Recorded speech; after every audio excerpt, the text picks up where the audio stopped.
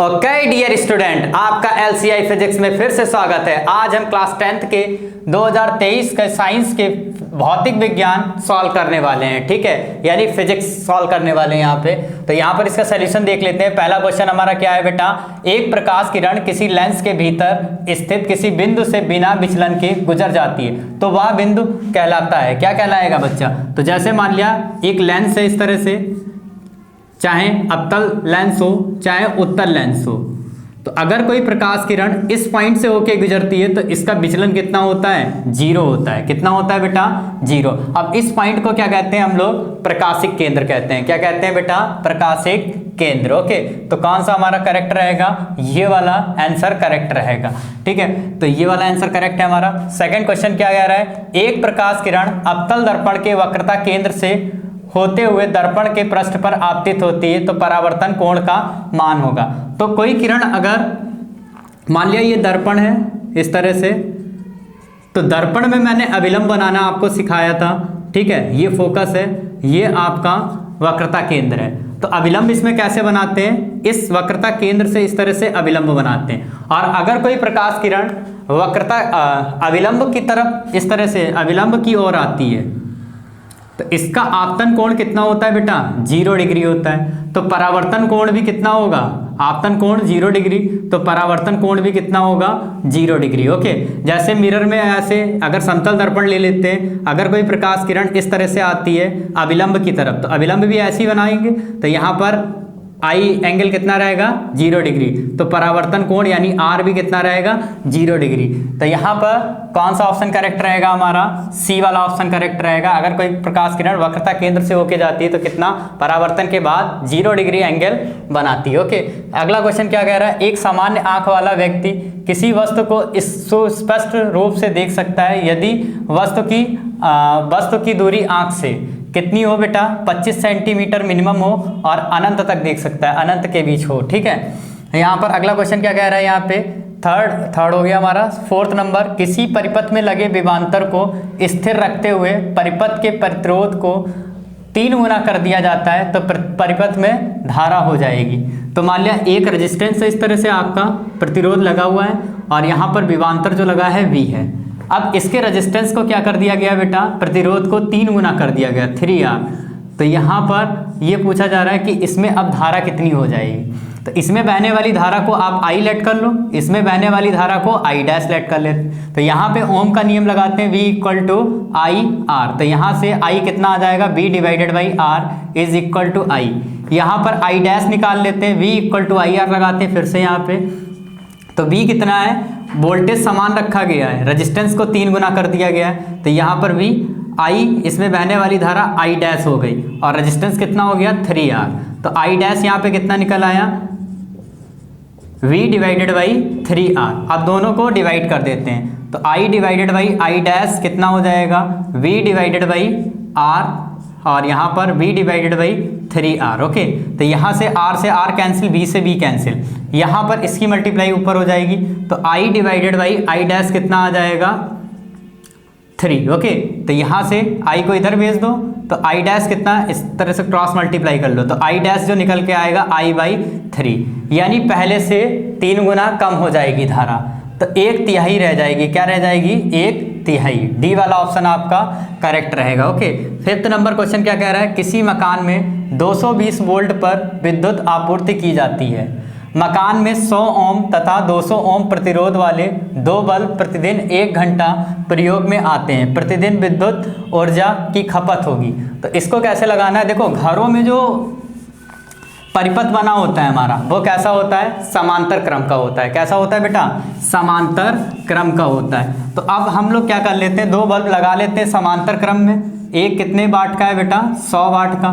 दूसरे कितने वाट का है? 200 वाट का है। ओके, ये कितना हो गया? 200 वाट। ओके, तो ये अब ये दोनों 220 वोल्ट की मेन से लगे हुए हैं, 220 वोल्ट इसमें से वोल्टेज लगाया गया है। अब यहाँ पर आपको सबसे पहले इन दोनों को सॉल्व कर लेना चाहिए था। तो इन दोनों को सॉल्व करोगे, दोनों रेजिस्टेंस जो है बेटा, प्रतिरोध जो है समांतर क्रम में लगे हैं। कैसे? समांतर क्रम में। तो समांतर क्रम में इनका सम निकालना है, तो R equivalent is equal to 1/R1 plus 1/R2 करके लगाएंगे। तो 1/R equivalent is equal to 1/200 plus 1/100। यहाँ से 200 इसका एलसीएम ले रहे हैं, यहाँ पे 2 आ जाएगा और यहाँ पे यहाँ पे 1 आएगा और यहाँ पर कितना आ जाएगा बच्चा 2 आ जाएगा। ठीक है, तो 1/R इक्विवेलेंट 3 डिवाइडेड बाई 200। तो R इक्विवेलेंट कितना आ जाएगा, R तुल्यांकी कितना आ गया 200 डिवाइडेड बाई 3। ओके, तो इनका सम कितना आ गया बच्चा 200 डिवाइडेड बाई 3। अब यहाँ पर हम क्या करते हैं, इसकी पावर निकाल लेते हैं। कितनी, इसकी पावर निकाल लेते हैं। ये 200 वोल्ट की बैटरी से कनेक्टेड है। ओके, तो यहाँ पर इसकी पावर निकालेंगे। तो पावर कैसे निकालेंगे, पावर इज इक्वल टू क्या होता है V into V divided by R. ये फार्मूला, पावर के 3 फार्मूले होते हैं जिसमें से ये वाला मैंने फार्मूला यहाँ पे अप्लाई किया है।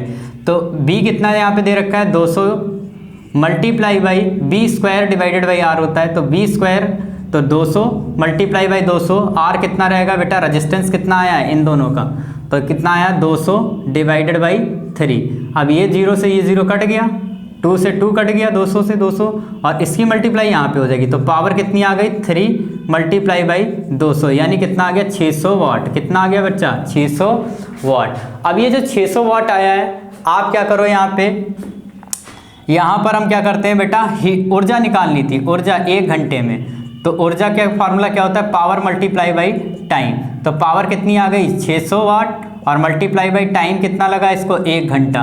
तो 600 वाट घंटा, ये हमारा ऑप्शन करेक्ट रहेगा। तो कौन सा ऑप्शन करेक्ट है बच्चा, इसमें से बी वाला ऑप्शन हमारा करेक्ट है। नेक्स्ट क्वेश्चन क्या कह रहा है, किसी गोलीय दर्पण तथा किसी लेंस की फोकस दूरियां -25 सेंटीमीटर है, संभवतः दर्पण एवं लेंस होंगे। तो इसको कैसे करोगे, अब मैंने आपको बताया था बच्चा, जैसे अगर मान लिया आपके पास अवतल दर्पण हो, कौन सा दर्पण हो, अवतल दर्पण, तो इसमें 2 फोकस होते हैं, एक इस साइड में होता है, एक इस साइड में, एक इस साइड में और ये 2F होता है। अगर वस्तु को इधर रखते हैं तो ये वाला हमारा मुख्य फोकस होगा, ये वाला हमारा कैसा होगा, मुख्य फोकस। किरणें इस तरह से लोगे तो ये वाली डायरेक्शन क्या हो जाएगी पॉजिटिव और ये वाली डायरेक्शन निगेटिव। तो इसमें ये वाला फोकस हमारा मुख्य फोकस होता है जो निगेटिव डायरेक्शन में होता है। तो ये लेंस कौन सा होगा हमारा, लेंस होगा बेटा अवतल। कौन सा होगा, अवतल। और दर्पण देख लेते हैं। तो दर्पण मान लिया ये एक दर्पण है हमारा, अवतल दर्पण है, ठीक है।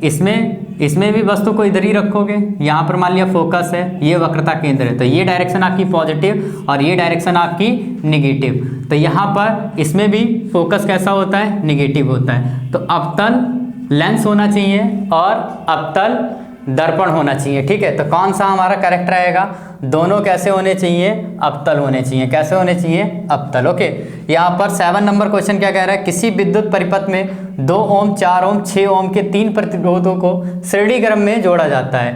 परिपथ में 2 एम्पियर की धारा प्रवाहित हो रही है, प्रत्येक प्रतिरोध के सिरों के बीच विभवांतर क्रमशः होगा।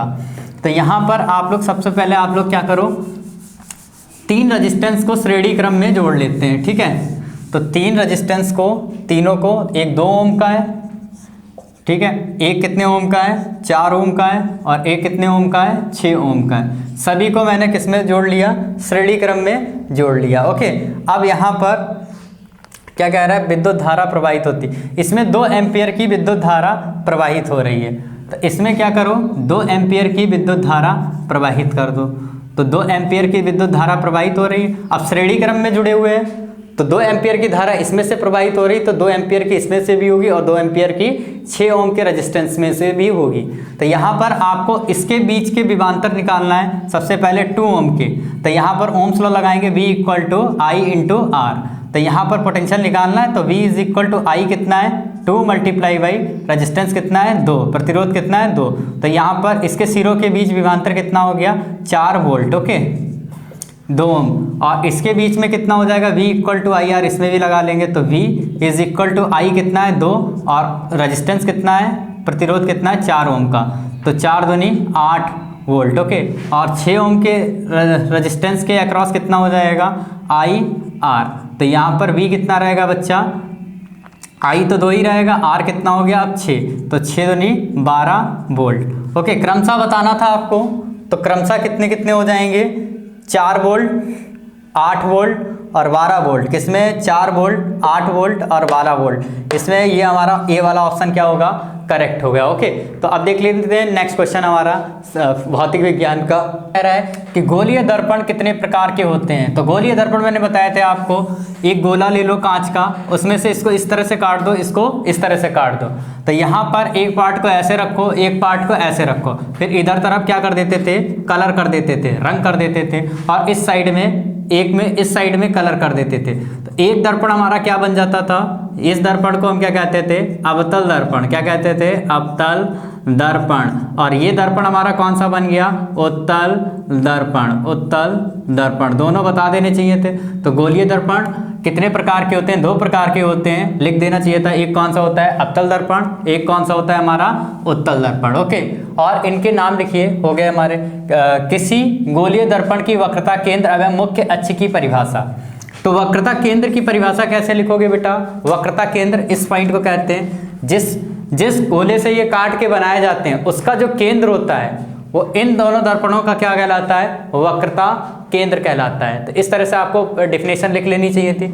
और फोकस की डिफिनेशन कैसे लिखते हैं, यदि प्रकाश की किरण मुख्य अक्ष के समांतर हो, मुख्य अक्ष के समांतर हो, तथा परावर्तन के बाद मुख्य अक्ष को जिस पॉइंट पे कट करती हैं, जिस बिंदु पर कट करती हैं, उसको हम क्या कहते हैं, फोकस कहते हैं। इन दोनों की डिफिनेशन इस तरह से आपको लिख लेनी चाहिए थी। ओके, अब यहाँ पर एक क्वेश्चन पूछा गया, इसी में आपको क्या ले लिया गया है, एक उत्तल दर्पण ले लिया गया। तो उत्तल दर्पण हमारा कौन सा है, ये हमारा क्या है बच्चा, उत्तल दर्पण। ये उत्तल दर्पण ले लिया मैंने यहाँ पे। तो इसकी फोकस दूरी कितनी दे रखी है, 30 सेंटीमीटर। तो फोकस दूरी, इसका फोकस किधर होगा, इस साइड में होगा, और ये फोकस दूरी कितनी है बेटा, 30 सेंटीमीटर। ओके, और यहाँ पर क्या कह रहा है, दर्पण के मुख्य सम्मुख 5 सेंटीमीटर लंबी वस्तु दर्पण से 30 सेंटीमीटर की दूरी पर रखी है। अब यहाँ पर दर्पण का सम्मुख ये आपका परावर्तक पृष्ठ कहलाएगा, परावर्तक पृष्ठ। ओके, तो यहाँ पर इसके सम्मुख आप रखोगे, इधर तो नहीं रखेंगे, यहाँ पे सम्मुख रखेंगे। कितनी सेंटीमीटर की डिस्टेंस पे रख दिया गया, 30 सेंटीमीटर की दूरी पर 5 सेंटीमीटर लंबी आपकी वस्तु इस तरह से रखी है। तो इसका प्रतिबिंब पूछा जा रहा है कहाँ पे बनेगा। तो मैंने आपको बहुत सारे इसके क्वेश्चन लगवाए हैं, अलग अलग करके लगवाए हैं, ठीक है। तो यहाँ पर इसमें ये ऑब्जेक्ट आपका कहाँ पे रखा है, वस्तु यहाँ पे रखी है। तो इससे किरणें निकलेंगी, तो ये वाली किरणें ये ऐसे निकलेंगी, ऐसे जो दर्पण के इस साइड में जा रही होंगी। तो ये डायरेक्शन आप क्या ले लोगे, पॉजिटिव, और ये वाली डायरेक्शन आप क्या ले लोगे, निगेटिव। ये दोनों दिशाएं हो गई हमारी, ठीक है। और सारी दिशाएं कहाँ से मेजर करोगे, यहाँ से मेजर करोगे, इस ध्रुव से मेजर करोगे, समझ में आया। तो इस ध्रुव से ऐसे करके एक ईसा मसीह टाइप का चिपका लेते हैं यहाँ से। ओके, अब हम लोग क्या करते हैं, सबसे पहले इसका इस पॉइंट का इमेज निकालते हैं ए, और इसको क्या कह देते हैं बी। ए पॉइंट का इमेज निकालते हैं, यानी इस पॉइंट का। तो हमारा इसको लगाने का तरीका क्या होता है, सबसे पहले लिखेंगे ये एक्स कोऑर्डिनेट कहलाता है। क्या कहलाता है, एक्स निर्देशांक। तो यहाँ पर यू एक्स कितना है बेटा, अब प्लस का होगा या माइनस का, तो यहाँ से चलने पर माइनस की डायरेक्शन में चलेंगे। तो वस्तु कहाँ पे रखी है, माइनस का 30 सेंटीमीटर। ओके, और यहाँ पर फोकस दूरी कितनी है, फोकस दूरी यहीं से मेजर करोगे, किधर चलने पर मिल रही बेटा, प्लस की डायरेक्शन में चलने पर 30 सेंटीमीटर चलने पर मिल रही है। तो प्लस का 30 सेंटीमीटर हो गया। अब इस बिंदु का प्रतिबिंब कहाँ पे बनेगा, सबसे पहले ये देख लेते हैं। इस बिंदु का प्रतिबिंब कहाँ पे बनेगा, उसको वी एक्स से डिनोट करे दे रहे हैं। तो यहाँ पर क्या कर लेते हैं बच्चा, V X is equal to question mark, formula लगाते हैं 1/Vx प्लस का 1/Ux is equal to 1/F। तो 1/Vx हमको निकालना है, प्लस का Ux कितना दे रखा है हमारा बच्चा, Ux दे रखा है हमको माइनस का 30 इज इक्वल टू फोकस दूरी कितनी दे रखी है, वो भी 30 दे रखी है। ओके, तो प्लस माइनस माइनस, तो माइनस का 1/30 और ये 30 आ गया। तो यहाँ पर Vx इज इक्वल टू कितना आ जाएगा, 1/30 प्लस का 1/30। इसको कैलकुलेट करो, और तो यहाँ पर 30 एलसीएम हो गया, 1 + 1 यानी 2, यानी Vx कितना आ जाएगा बच्चा, 30 / 2। तो यहाँ पर कितना आ गया, 15 सेंटीमीटर। यानी इस बिंदु की इमेज कहाँ पे बन रही है, इस बिंदु का प्रतिबिंब जो है ए डैश, यहाँ पर ए डैश 15 सेंटीमीटर पे बनना है। यहाँ से कितना 15 सेंटीमीटर, वो भी प्लस का डायरेक्शन में दे रखा है, तो प्लस तो इधर पड़ेगा, ये यहाँ पे बनना है। ओके, अब इसका इस पॉइंट का इमेज देख लेते हैं, यानी वाई कोऑर्डिनेट। तो Y coordinate of image divided by Y coordinate of object का फॉर्मूला होता है माइनस का Vx अपॉन Ux। इस तरह से फार्मूला लगा लेते हैं। इसके बारे में मैंने डिटेल में अपने सिलेबस में पढ़ाया हुआ है, पूरा चैप्टर पढ़ाया हुआ है, तो आप लोग देख लीजिएगा वहाँ पे कैसे मैंने शुरुआत की थी इसकी। ओके, तो यहाँ पर y coordinate of image divided by y coordinate of object. तो y कोऑर्डिनेट यहाँ पे कितना है इसका, y निर्देशांक कितना है बेटा 5 सेंटीमीटर प्लस का, is equal to minus Vx कितना गिवन है यहाँ पे क्वेश्चन, Vx कितना निकला है प्लस का 15 निकला है 15, और यहाँ पर Ux कितना दे रखा है माइनस का 30। ओके, तो 15 दूनी 30, यहाँ पे 1/2 बचा, माइनस माइनस प्लस, तो y कोऑर्डिनेट ऑफ इमेज कितना आ गया बेटा, इस तरह से इसको मल्टीप्लाई कर लो तो 5 डिवाइडेड बाई कितना रहेगा 2, तो यहाँ पर 2 2 ज़ा 4, 2 5 ज़ा 10, 2.5 आ जाएगा। तो y कोऑर्डिनेट ऑफ इमेज कितना आ गया 2.5, यानी इमेज कहाँ पे बन रही है इसका प्रतिबिंब कहाँ पे बनना है 2.5 मीटर इस तरह से लंबा। ओके, तो इसमें प्रकृति आकार सब कुछ लिखना था। तो पहली प्रकृति इसकी क्या हो गई, जो प्रतिबिंब जो बनना है इस साइड में बनना है, और ये जो अब उत्तल दर्पण है ये हमेशा प्रतिबिंब आभासी बनाता है। तो प्रतिबिंब कैसा बनना है, आभासी। ठीक है, सेकंड क्या है बच्चा, इस साइड में बनना है तो आभासी प्रतिबिंब, मिरर के इस साइड में बनना है। ओके, सेकंड क्या है, आकार। स्थिति क्या होगी, स्थिति फोकस तथा वक्रता केंद्र के बीच में, फोकस तथा ध्रुव के बीच में, ध्रुव के बीच में। आकार क्या होगा, वस्तु से छोटा होगा। क्या होगा बच्चा, वस्तु से छोटा।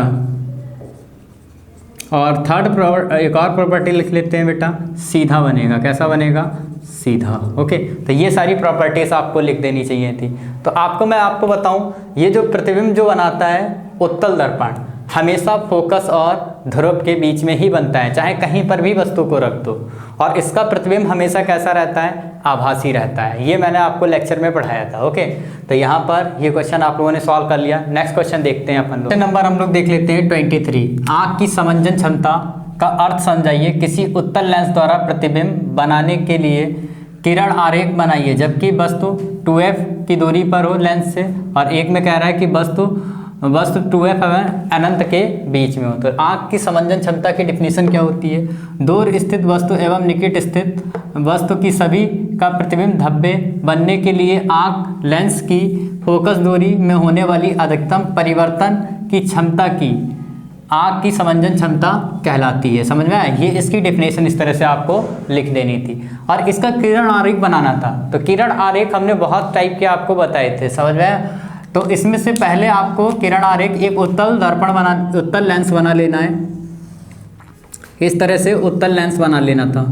ठीक है, अब यहाँ पर क्या कह रहा है, पहला आ वाला क्वेश्चन, ये वाला, इसका किरण आरेख बना रहे हैं। तो यहाँ पर f होता है और यहाँ पर क्या होता है बेटा 2f, और एक इधर भी f बना लेंगे और इधर क्या बना लेंगे 2f। अब मान लिया वस्तु को आप कहाँ पे रखा गया, लेंस से 2f की दूरी पर है।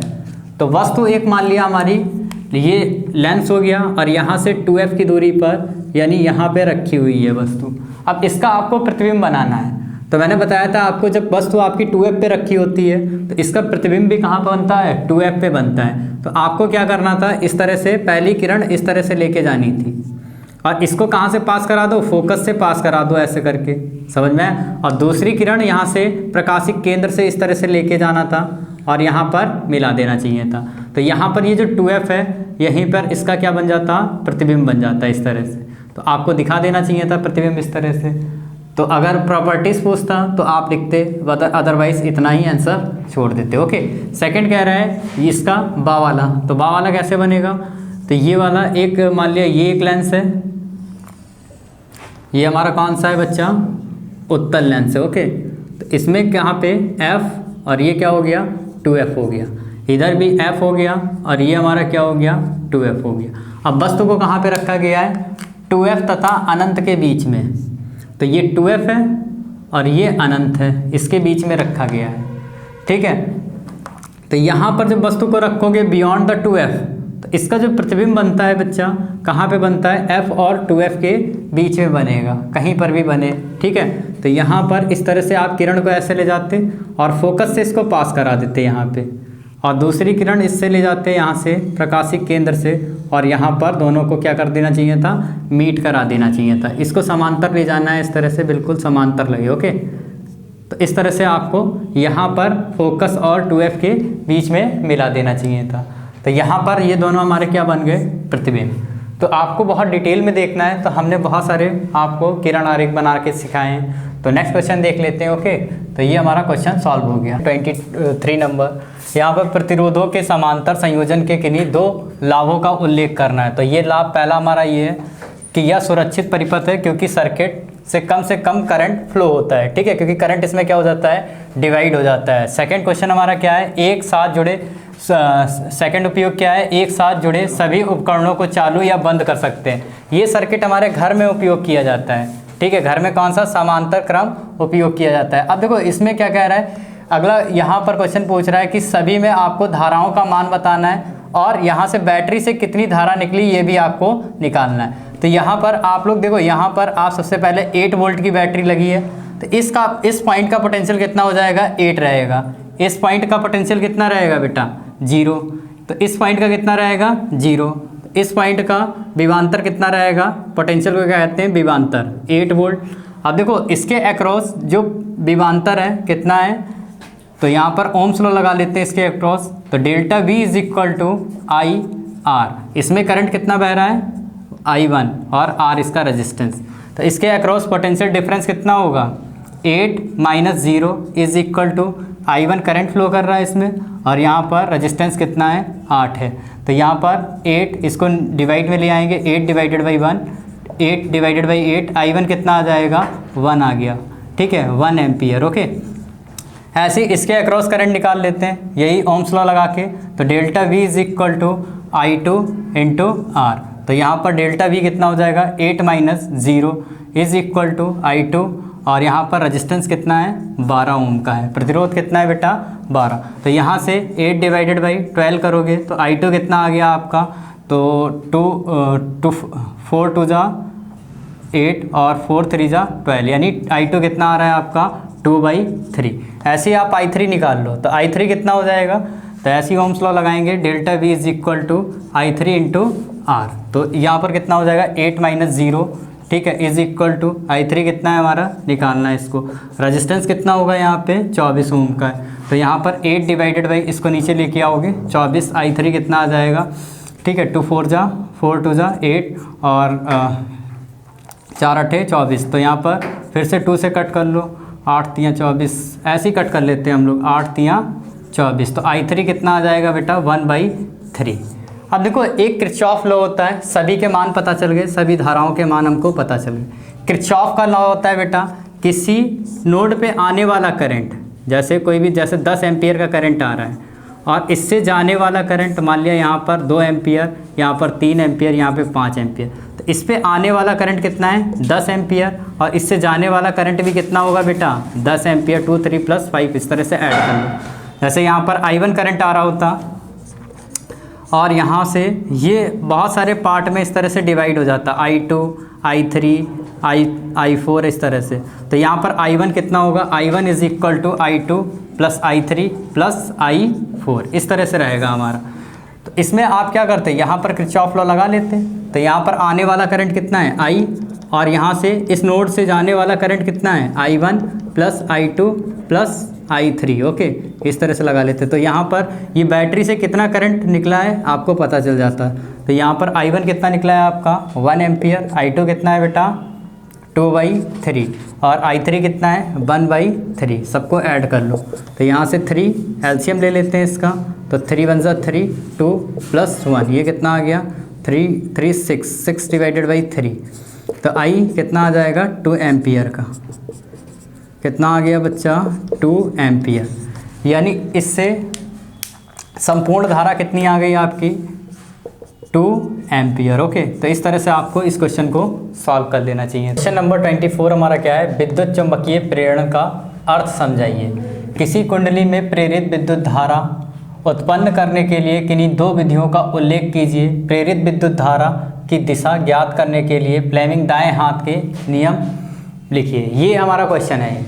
ये बेटा प्रेरित विद्युत धारा यानी इसको इलेक्ट्रोमैग्नेटिक इंडक्शन से उठाया गया, EMI चैप्टर से। ओके, तो यहाँ पर EMI क्या होता है, मैं आपको सबसे पहले फ्लक्स बताता हूँ। फ्लक्स इसको समझा देते हैं, ठीक है। फ्लक्स क्या होता है, फ्लक्स, ठीक है। तो फ्लक्स क्या होता है बच्चा,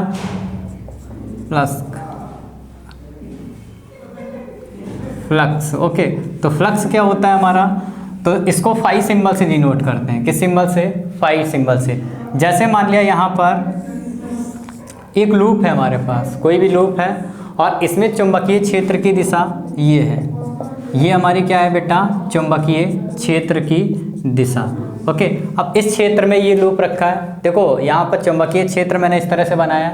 इसका मतलब, क्रॉस का मतलब क्या है, जैसे एक तीर होता है तो तीर का जो आगे वाला सिरा होता है वो इस तरह से आपको चोन टाइप का दिखाई देता है, और उसका पिछवाड़ा कैसा दिखाई देगा बच्चा, आपको इस तरह से क्रॉस टाइप का दिखाई देगा। उसका पिछवाड़ा कैसा दिखाई देगा, क्रॉस टाइप का, ठीक है। तो यानी तीर किधर जा रहा है, अंदर की तरफ जा रहा है, यानी चुंबकीय क्षेत्र की दिशा किधर है बेटा, अंदर की तरफ, ठीक है। तो चुंबकीय क्षेत्र की दिशा किधर हो गई, अंदर की तरफ, ठीक है। अब यहाँ पर क्या होता है, फ्लक्स क्या होता है, अब इस लूप से जितनी चुंबकीय क्षेत्र रेखाएं पास करती हैं वो इस लूप का क्या कहलाएगा, चुंबकीय फ्लक्स कहलाएगा।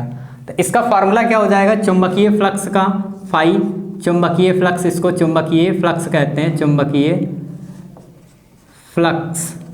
तो चुंबकीय फ्लक्स का फार्मूला क्या होता है बेटा, BA cos थीटा। क्या होता है, BA cos थीटा।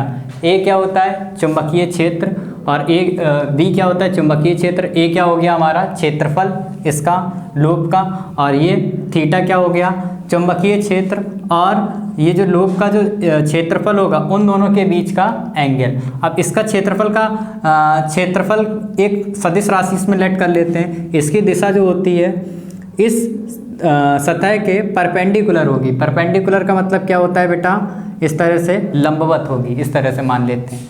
तो यहाँ पर ये हमारा चुंबकीय फ्लक्स का फार्मूला हो गया।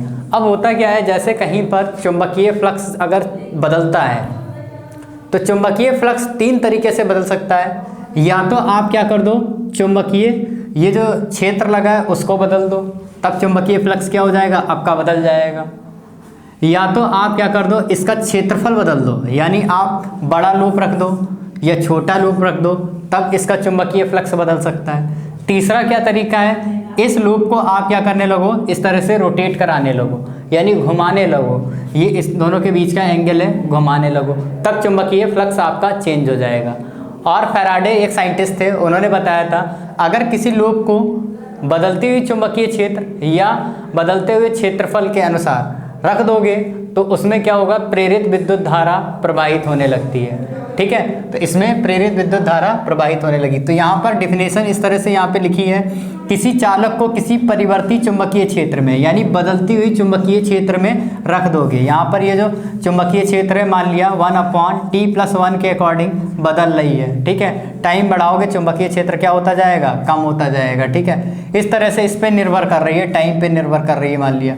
तो यहाँ पर चुंबकीय क्षेत्र में रखने पर उस चालक के सिरों के बीच विद्युत वाहक बल उत्पन्न हो जाता है, विद्युत चुंबकीय प्रेरण कहलाता है। तो इसमें क्या होगा बेटा, एक विद्युत वाहक बल यानी एक बैटरी क्रिएट हो जाएगी, बैटरी को इलेक्ट्रोमोटिव फोर्स कहते हैं, EMF क्रिएट हो जाएगा, EMF बैटरी क्रिएट हो गई। तो इसमें क्या, करंट भी फ्लो करेगा, तो जो धारा प्रवाहित करेगी उसको हम प्रेरित विद्युत धारा कहते हैं। ठीक है, अब यहाँ पर दो विधियों का उल्लेख करना है कि यहाँ पर आपको कुंडली में विद्युत धारा उत्पन्न करने के लिए किन्हीं दो विधियों का। तो पहली विधि क्या है आपकी, चुंबक को कुंडली के भीतर या बाहर गति करें। जैसे एक कुंडली है आप, तो आप चुंबक को क्या करो, जैसे इसका नॉर्थ पोल है, ये इसका साउथ पोल है, तो इसका मान लिया ये जो चुंबक है इसको आप आगे पीछे ले जाओ।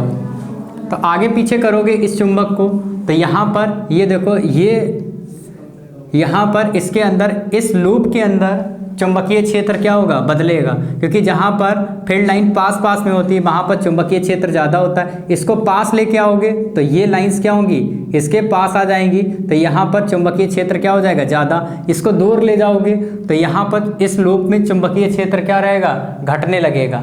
तो यहाँ पर पहला तरीका क्या है, चुंबक को कुंडली के भीतर या बाहर गति कराएं। तो इसको जब गति कराओगे तब इसमें एक प्रेरित विद्युत धारा उत्पन्न होने लगेगी। या सेकंड तरीका क्या है, कुंडली में प्रवाहित विद्युत धारा में परिवर्तन। तो कुंडली में प्रवाहित विद्युत धारा में परिवर्तन करके, तो प्रेरित कुंडली में प्रवाहित विद्युत धारा में परिवर्तन करके, ठीक है। जैसे मान लिया एक कुंडली है ये, ठीक है, और यहाँ पर एक और कुंडली इस तरह से लगी है। अब इसमें आप क्या कर रहे हो, इसमें जो करंट फ्लो कर रहा है उसकी धारा को परिवर्तित कर दो। तो इस धारा को परिवर्तित करोगे तो ये क्या करेगी, चारों तरफ अपने चुंबकीय क्षेत्र उत्पन्न करती है। तो ये चुंबकीय क्षेत्र उत्पन्न करेगी, तो यहाँ पर आप इसमें करंट, इसकी धारा में परिवर्तन करोगे तो यहाँ पर चुंबकीय क्षेत्र भी क्या हो जाएगा, आपका परिवर्तित हो जाएगा, ठीक है। जब चुंबकीय क्षेत्र परिवर्तित हो गया तो इसमें ये आपका ये जो लूप रखा है वो बदलती हुई चुंबकीय क्षेत्र में रखा होगा। तो इसमें चुंबकीय क्षेत्र बदल रहा है, यानी क्या, चुंबकीय फ्लक्स बदल रहा है। अब चुंबकीय फ्लक्स बदलेगा तो इसमें एक इंड्यूस करंट फ्लो करेगा, ठीक है। अब यहाँ पर फ्लेमिंग के दाएं हाथ के नियम के अनुसार आपको इसमें फ्लेमिंग का दाएं हाथ का नियम लिखना है प्रेरित विद्युत धारा निकालने के लिए, ठीक है। तो जैसे आप लोग इसको इस तरह से आप देखो, ये एक मान लिया कॉइल है आपकी, ठीक है, जनरेटर वाली एक कॉइल है। अब इसको मैंने इस डायरेक्शन में मान लिया, ये इस डायरेक्शन में रोटेट कर रही है, बोर्ड के बाहर डायरेक्शन में, ये इसका एक्सिस ऑफ रोटेशन है, ठीक है। यहाँ से ये इस तरह से घूम सकती है, ऐसे ऐसे करके, ऐसे ऐसे करके, ऐसे ऐसे घूम रही है आपकी, ठीक है, ऐसे ऐसे करके कॉइल घूम रही है, ठीक है। तो यहाँ पर, और ये आपकी मान लिया इधर मैग्नेट रखी है, ये नॉर्थ पोल हो गया, ये एक मैग्नेट रखी है, इसका साउथ पोल हो गया। तो ये क्या करेगी, मैग्नेट इस तरह से चुंबकीय क्षेत्र उत्पन्न करेगी, चुंबकीय क्षेत्र उत्पन्न करेगी। अब यहाँ पर ये कॉइल आपकी रोटेट कर रही है, जब कॉइल आपकी रोटेट करेगी, इस तरह से घूमने लगेगी, तो कॉइल अगर घूमने लगे तब भी आपका एंगल, चुंबकीय क्षेत्र और एरिया के बीच का एंगल क्या होने लगेगा, बदलने लगेगा, कोण बदलने लगा। जब कोण बदलने लगा बेटा तो चुंबकीय फ्लक्स क्या होने लगा, परिवर्तित होने लगा। और जब चुंबकीय फ्लक्स परिवर्तित होने लगेगा तो इसमें क्या, इंड्यूस करंट फ्लो करने लगेगा। तो इंड्यूस करंट इसमें किस डायरेक्शन में फ्लो करेगा, इसको फ्लेमिंग के राइट हैंड से देखते हैं, फ्लेमिंग के दाएं हाथ के नियम से, ओके। इसमें क्या करते हैं, सबसे पहले ये जो तर्जनी होती है इसको तर्जनी कहते हैं। तर्जनी को किधर रखना है, चुंबकीय क्षेत्र की दिशा में। तो चुंबकीय क्षेत्र किधर है, इस डायरेक्शन में ऐसे रख लिया। और आपकी जो कॉइल है वो किस डायरेक्शन में, बाहर की दिशा में ये आ रही है, ऐसे करके रोटेट हो रही है, ऐसे करके। तो ये वाला सिरा इसका जो है वो बाहर की दिशा में आने वाला है। तो इसको आप इस थंब को किधर रख लो, बाहर की दिशा में। तो ये वाली देखो फिंगर, ये जो ऊपर वाली फिंगर होगी, ये वाली फिंगर इस तरह से रखोगे, इस तरह से, ठीक है। तो ये वाली फिंगर इंड्यूस करंट की डायरेक्शन बताएगी, यानी प्रेरित धारा की दिशा। तो ये वाला प्रेरित धारा इसमें किस डायरेक्शन में फ्लो होने लगेगी, ऊपर की दिशा में। तो आपको क्या इस तरह से फ्लेमिंग का नियम लिख देना चाहिए था। अगर हम दाएं हाथ की ये तीनों उंगलियों को इस तरह फैलाएं कि अंगूठा क्या हो बेटा, ठीक है, डायरेक्ट कॉइल के डायरेक्शन की दिशा में हो, मोशन की दिशा में हो, यानी गति की दिशा में हो, और चुंबकीय क्षेत्र की दिशा में क्या हो, हमारी तर्जनी हो। तो ये जो मिडिल फिंगर होती है ये आपको क्या बताएगी, बीच वाली जो उंगली होगी वो आपको क्या बताएगी, प्रेरित विद्युत धारा की दिशा बताएगी। तो इसको कॉन्सेप्ट को आपको बहुत डिटेल में मैं पढ़ाऊंगा जब आपको ये इलेक्ट्रॉनिक्स वाला चैप्टर पढ़ाऊंगा। हालांकि यहाँ पर ही आप 10th में ही इसको नहीं पढ़ेंगे, आप 12th में इसमें एक और चैप्टर आपको पूरा मिलेगा, EMI, इलेक्ट्रोमैग्नेटिक इंडक्शन। तो वहाँ पे बहुत ही डिटेल में देखने वाले हैं, ओके। तो नेक्स्ट क्वेश्चन देख लेते हैं अपन लोग। डियर स्टूडेंट, हमारा ये 24 नंबर क्वेश्चन है। विद्युत मोटर का उपयोग किसी विद्युत मोटर की रचना, कार्य सिद्धांत तथा कार्यविधि आपको बतानी थी। तो विद्युत मोटर का उपयोग क्या होता है बेटा, इसमें विद्युत ऊर्जा को किस में बदला जाता है, यांत्रिक ऊर्जा में बदला जाता है। जैसे आप लोग घरों में छोटे छोटे से जो मोटर इस तरह से यूज़ करते हैं, आप क्या करते हैं, यहाँ पर एक पंखा लगा देते हैं यहाँ पे, और इसको एक सेल से आप कनेक्ट कर देते हैं। तो ये सेल, जैसे ही आप सेल से कनेक्ट करते हो तो ये पंखा क्या करने लगता है, घूमने लगता है। तो सेल से क्या विद्युत धारा प्रवाहित हो रही है, और ये जो पंखा है वो उस विद्युत धारा को किसमें, यांत्रिक ऊर्जा में कन्वर्ट कर रहा है। ओके, तो यहाँ पर आपको इसकी डिटेल वर्किंग में यहाँ पे बताता हूँ। ये इसका नॉर्थ पोल है, यहाँ पर बीच में एक कुंडली इस तरह से रख देंगे। ओके, चित्र बनाते हैं इसका, बहुत ही आसान होता है इसका चित्र बनाना। और यहाँ पर एक साउथ पोल रख देते हैं इस तरह से। ये क्या हो गया, हमारा साउथ वाला ध्रुव हो गया। ओके, दक्षिणी ध्रुव। इसको इस तरह से यहाँ पर ये रिंग लगी होती हैं, इनको सर्पी वलय कहते हैं। क्या कहते हैं, सर्पी वलय। और यहाँ पर 2 कार्बन ब्रश लगे होते हैं इस तरह से, और यहाँ पर एक सेल से इसको क्या कर दिया जाता है, कनेक्ट कर दिया जाता है। तो सेल से कनेक्ट कर दोगे इस तरह से। अब ये क्या करेगा, इसमें से ये सेल जो है बेटा, ये प्लस वाला, ये माइनस वाला, ये सेल क्या करता है, इसमें से धारा प्रवाहित करता है, इस तरह से धारा प्रवाहित करेगा। और ये चुंबक लगी है, इनका काम क्या होगा, यहाँ से विद्युत क्षेत्र उत्पन्न करना। तो ये क्या करेगा, विद्युत क्षेत्र उत्पन्न करेगा। अब देखो, कोई धारावाही चालक अगर विद्युत क्षेत्र में रखा होता है तो उस पर क्या लगता है, बल लगता है। और बल की दिशा कैसे देखते हैं बेटा, फ्लेमिंग के बाएं हाथ के नियम के अनुसार देखते हैं। तो आप तीनों उंगलियों को इस तरह से रखेंगे, तीनों को आपस में, ये वाली तीनों उंगलियां क्या हों, आपस में परपेंडिकुलर हों, यानी लंबवत हों। हर उंगली के बीच में कितना एंगल बनना हो, 90 डिग्री एंगल बनना हो। तो आपको क्या करना है, ये वाली जो तर्जनी है बेटा, ये मिडिल फिंगर है, ये बीच वाली उंगली जो है, इसको क्या कहते हैं, तर्जनी। ओके, तर्जनी को किधर रखना है, चुंबकीय क्षेत्र की दिशा में। तो चुंबकीय क्षेत्र की दिशा किधर है, इस साइड में, तो ऐसे रख लिया। और ये वाली जो उंगली है उसको करंट की दिशा में रखना है, तो करंट की दिशा क्या हो जाएगी, ये हो गई। तो बताओ अंगूठा किधर हो गया, अंदर की दिशा में।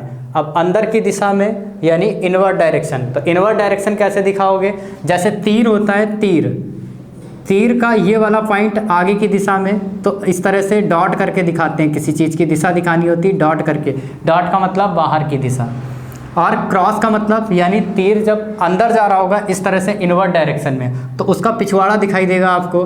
और पिछवाड़ा कैसा होता है बेटा, क्रॉस टाइप का होता है। तो यानी फोर्स की दिशा दिखानी है, आप क्रॉस बना के F लिख दो, तो ये फोर्स की दिशा हो गई इस तरह से। इसमें करंट नीचे की डायरेक्शन में जा रहा है, तो करंट की डायरेक्शन में ऐसे रखोगे, तो यहाँ पर जो थंब की डायरेक्शन आएगी किधर आएगी, बाहर की दिशा में। इस पर फोर्स किधर लगेगा, बाहर की दिशा में। तो मैं डॉट से इस तरह से बनाऊंगा। अब क्या कर रहा है, एक फोर्स अंदर की तरफ इसको ढकेल रहा है, और एक फोर्स इसको बाहर की तरफ ढकेल रहा है, और ये क्या होने लगेगी, घूमने लगेगी इस तरह से। कैसे, इस तरह से रोटेट करने लगेगी। अब यहाँ पर मान लिया कोई पंखा लगा है, वो भी क्या करने लगेगा बेटा, घूमने लगेगा। तो इस तरह से आपको पूरा वर्णन कर देना चाहिए था। तो इसका डिटेल में मैं बताऊँगा बेटा, आपको अपने चैप्टर में पढ़ाऊँगा। ओके।